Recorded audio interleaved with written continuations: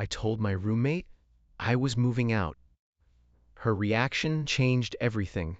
I said 4 words on a Sunday night, and my roommate dropped a coffee mug on the kitchen floor like I'd pulled a gun on her. I'm moving out. That was it. That was the whole sentence, and the sound of ceramic shattering against tile is still, honestly, the loudest thing I have ever heard in my life. I'm Adam Foster, 30, a data analyst.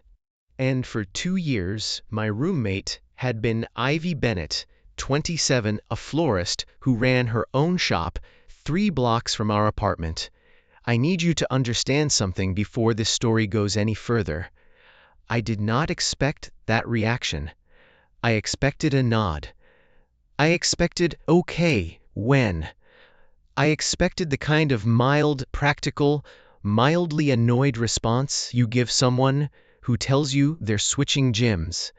What I got instead was a woman standing in broken glass, staring at me like I'd just told her the building was on fire and neither of us moving to clean it up, because neither of us could stop looking at each other.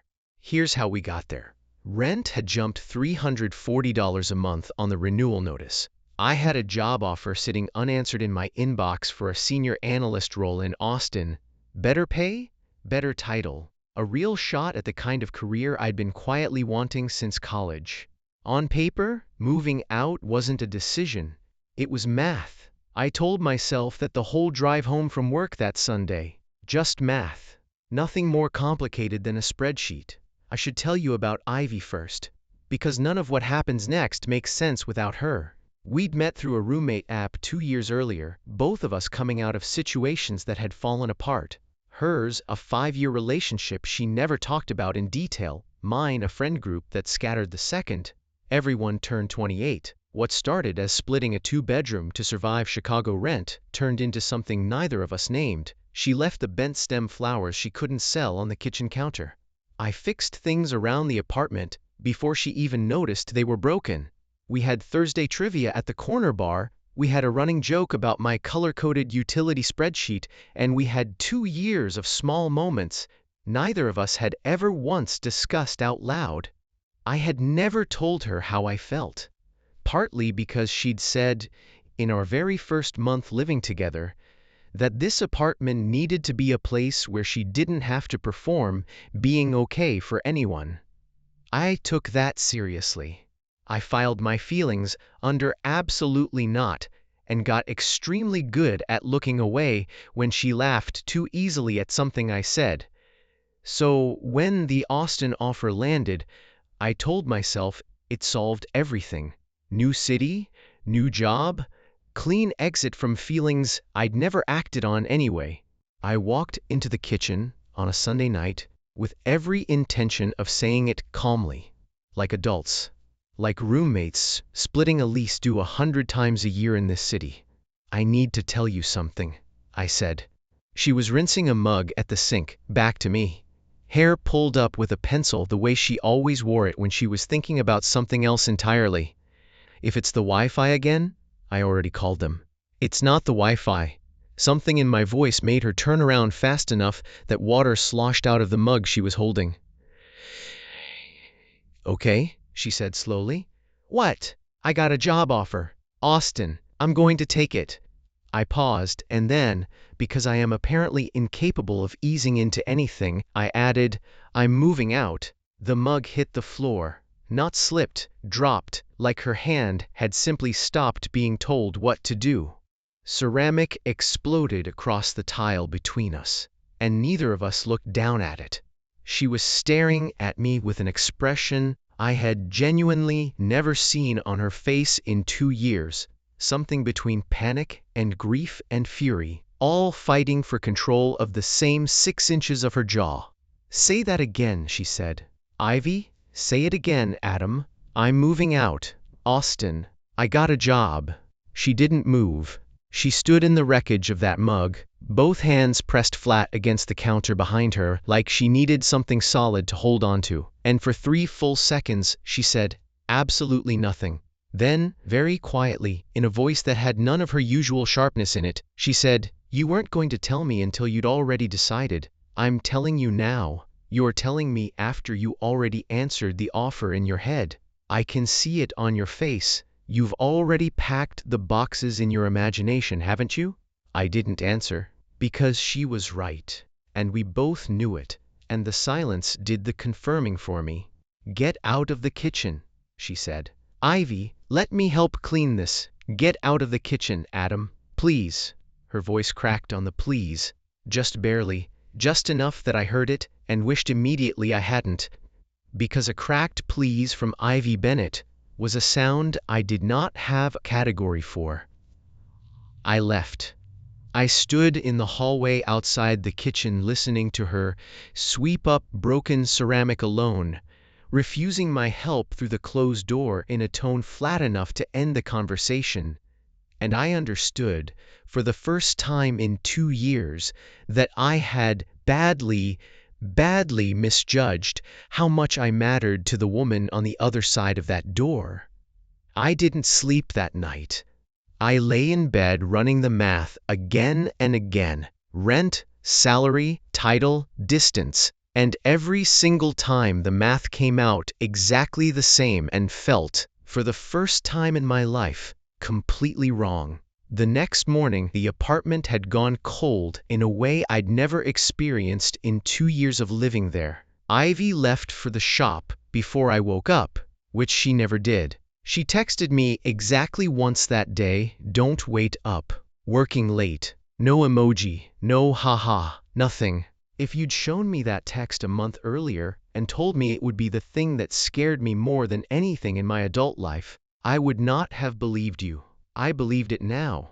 I called my best friend Marcus that evening because I did not trust myself alone with my own thoughts. She dropped a mug, I told him. Like actually dropped it, shattered on the floor. Because you told her about a job? Because I told her I was moving out. There was a long pause on the line. The kind Marcus only used when he was deciding whether to say something he'd been holding back for a long time.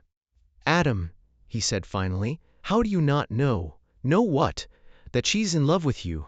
That she has been for probably longer than you've been in love with her, which, don't argue, I've watched you rearrange your entire life around her flower deliveries for 2 years, you giant coward. I never said I was in love with her. You didn't have to. I've got eyes. He exhaled hard enough that I heard it through the phone. She didn't drop a mug because her roommate is moving to Texas. People handle roommate changes fine. People do not shatter dishware over logistics. She dropped it because the person she's built a life around just told her he's leaving without asking if she wanted him to stay. I sat with that for longer than I want to admit. What do? You figure out if the job is actually about the job, Marcus said, or if it's the easiest excuse you've found in 2 years to avoid telling her how you actually feel. I didn't sleep well that night either. Ivy came home at almost 11, and I was still awake on the couch when I heard her key in the door. She stopped in the entryway when she saw me sitting there, like she'd expected the apartment to be empty, and now had to recalibrate for an audience. "You're up," she said. "I couldn't sleep. Neither could I. That's why I stayed at the shop." She set her bag down slowly, deliberately.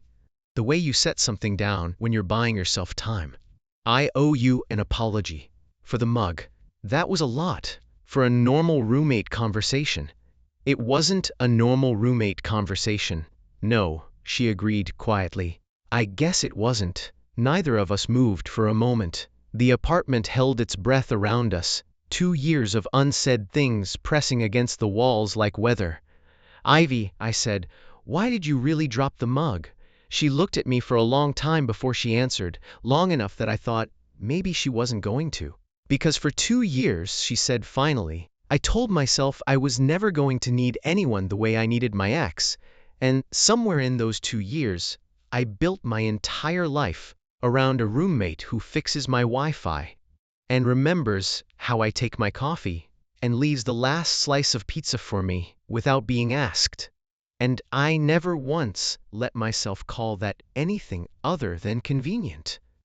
Her voice shook slightly. "And then you told me you were leaving, and I realized I'd broken my own rule completely, and I didn't have a single leg to stand on to ask you to stay, because I never told you any of this to begin with. The apartment was so quiet I could hear the refrigerator hum. I haven't accepted the job, I said. That's not the same as staying, Adam. I know. I stood up from the couch, closing the distance between us slowly, the way you approach something you're terrified of frightening away. I haven't accepted it because for 2 years I've been in love with you, and I told myself the job was a clean way out of feelings I never thought I was allowed to have. I didn't want to be the thing that made you have to perform being okay again, so I never said anything. And then an offer letter showed up, and I used it as an excuse to run, instead of finally telling you the truth. Ivy stood very still in her own entryway, coat still half on, looking at me like she was recalculating something she'd thought was already solved. "You're in love with me," she said, not a question. A fact she was testing in her own mouth for the first time, completely, and apparently badly enough to almost move 2 states away rather than say so. That is the least romantic confession I have ever heard. I panicked and went accurate instead of poetic. I noticed. Her coat slid off one shoulder, forgotten, and she took 1 step toward me, closing what was left of the distance. I love you too. I've spent 2 years calling it gratitude or comfort, or the fact that you're the only person who's ever made me feel like wanting things wasn't too much to ask for. It was never any of those things. It was just you. I reached for her hand, and this time she didn't build a wall around it. She let me hold it, fingers lacing through mine like they'd been rehearsing the motion in secret for 2 years without either of us noticing. "So Austin," I said carefully. "Do not bring up Austin right now. I'm turning it down. You'd better be turning it down, Adam Foster, or I swear to God I will let you leave with a suitcase full of broken mugs as a parting gift."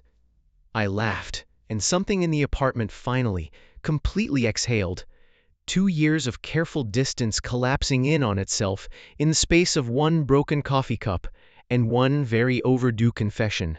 We didn't kiss that night. It felt too enormous for 11 o'clock on a Monday, too important to rush into the easy shorthand of a movie moment.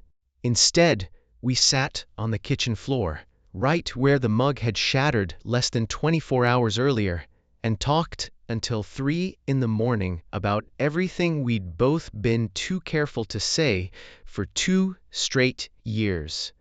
I called the recruiter the next afternoon and turned the Austin position down. I told them family circumstances had changed. Ivy stood in the doorway the entire call, arms crossed, failing spectacularly at looking like she wasn't listening to every word. "You didn't have to do that because of me," she said when I hung up. "I did it because of me," I said. "You were just the reason I finally noticed what I actually wanted." Still not poetry, but better. We told Marcus together over drinks that weekend, and he took approximately 4 seconds to say finally in a tone that suggested he'd been sitting on that word for the better part of 2 years, patiently waiting for us to catch up to what everyone around us had apparently known since month 3.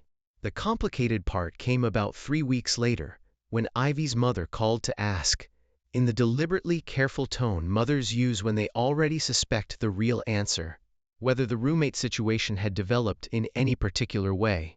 Ivy hesitated on the phone far longer than the question warranted, and when she hung up, she looked at me with the exact expression of someone bracing for impact. "My mom's coming this weekend," she said. "She wants to meet you properly, not roommate properly. The other kind. Should I be nervous? She once told my ex his shoes looked like they'd given up on life." At a restaurant. In front of the entire table? Excellent. I'll wear my worst pair and get it over with early. Ivy's mother, Carol, turned out to be every bit as sharp as advertised, arriving with a container of homemade lemon bars and an expression that assessed me head to toe within the first 10 seconds of stepping through our front door. "So," Carol said, setting the lemon bars down with the precision of a woman who had opinions about counter space, "you're the roommate. I'm the roommate, I agreed. Though I hear there's been a recent promotion. Carol's eyebrows lifted a fraction. Beside me, Ivy visibly stopped breathing. A promotion, Carol repeated. Boyfriend, Ivy blurted. Too fast, too loud, like she needed to get the word out before her nerve gave up on her. He's my boyfriend, Mom. Carol studied us both for a long, evaluating moment. The exact same look, I imagined, she'd perfected over decades of assessing men who came through her daughter's life and didn't deserve to stay in it. Then she cut 2 lemon bars and set one in front of each of us, a gesture that felt, somehow, like a verdict. You didn't run when I mentioned the shoe comment, she said. That's promising. I prepared in advance, I admitted. Good. Preparation is underrated in men your age. She took a bite of her own lemon bar, unhurried, entirely in control of the room. Ivy tells me you turned down a job in another state. I did. Because of her? Because of a mug that shattered on our kitchen floor. If I'm being completely honest, I said, and Ivy made a strangled sound of protest beside me. But yes, because of her. Carol laughed, sharp and genuine, and something in the kitchen loosened another degree. One more piece of 2 separate lives quietly fitting together into something that had stopped looking like an accident months ago. 6 months after that broken mug, Ivy's shop hit its best season yet, largely because my disturbingly attractive, in her words, color-coded spreadsheet habit had finally found a legitimate use organizing her flower inventory. I'd taken a new position closer to home, better hours, no relocation required, and every single night I came back to an apartment that smelled like eucalyptus and something that had stopped being an arrangement and started being, unmistakably, a home. We didn't rush anything after that night. We kept our separate rooms for a while, the way people do when they want to build something slowly, instead of borrowing momentum from one enormous, terrifying Sunday. But by month 8, her toothbrush had migrated into my bathroom without either of us discussing it out loud. And by month 10, we'd stopped pretending the guest room was anything but a shared office. Hers full of ribbon spools and pressed flowers. Mine full of monitors and one badly organized bookshelf we both claimed, and neither of us actually organized. A year after that broken mug, Ivy's mother hosted a small dinner to celebrate the shop's anniversary, and halfway through dessert, Ivy leaned over and whispered that she'd told her mother we were starting to look at places together, not to leave our apartment, just to make it officially, legally, undeniably ours, instead of a lease either of us had once been fully prepared to let expire alone. You're sure? I asked quietly, under the noise of her family's conversation. I've been sure since I dropped a coffee mug on our kitchen floor, she said. I just needed a year to say it without sounding like I was performing a certainty I hadn't fully earned yet. And now? Now I don't have to perform anything. That's the whole point of you. I looked at her across her mother's dinner table, folded so completely into a family I'd once assumed I was leaving behind entirely, and thought about the version of me a year earlier who had walked into a kitchen ready to announce a decision like it was simple, like it was math, like 2 years of quiet devotion could be filed under logistics and mailed off to Texas without consequence. It couldn't. The real decision had been standing 3 feet away from me the entire time, holding a mug she was about to drop, because some part of her had known the truth before either of us said it out loud. I chose to stay. Every single day since, I keep choosing it, and every single day since, she chooses it back, not because a job offer forced the conversation, but because somewhere between a broken Wi-Fi router, 2 years of bent stem flowers on a kitchen counter, and one shattered coffee mug on a Sunday night, we built something worth staying for, long before either of us was brave enough to admit we were building it at all. What would you have done if you told your roommate you were moving out and watched her drop a mug on the floor without a single word? Have you ever realized exactly how much someone meant to you the second you told them you were leaving? Tell me your story in the comments below. If you liked this one, leave a like, subscribe, and I'll see you in the next video.